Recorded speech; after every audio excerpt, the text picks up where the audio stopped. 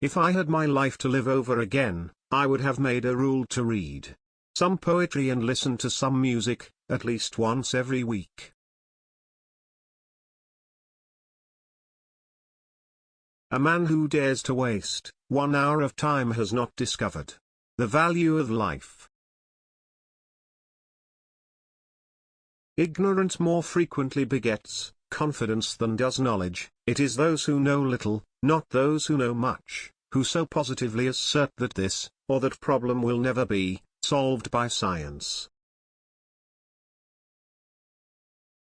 If the misery of the poor be caused not by the laws of nature, but by our institutions, great is our sin.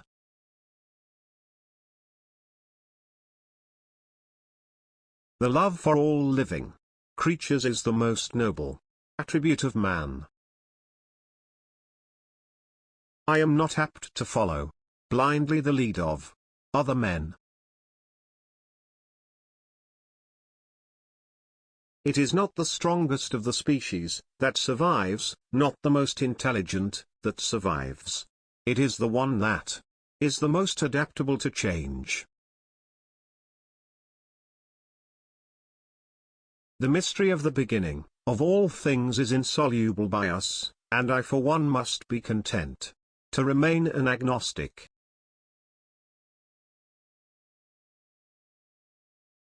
An American monkey, after getting drunk on brandy, would never touch it again, and thus is much wiser than most men.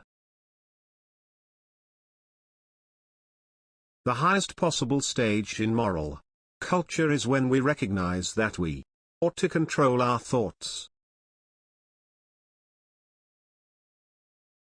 Blushing is the most peculiar, and most human of all expressions.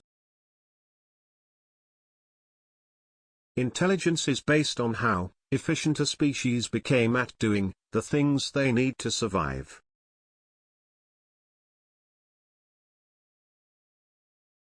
One general law, leading to the advancement of all organic beings, namely, multiply, vary, let the strongest live, and the weakest die.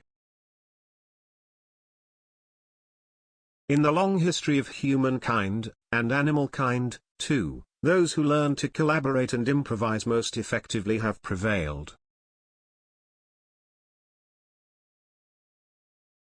Besides love and sympathy, animals exhibit other qualities connected with the social instincts which in us would be called moral.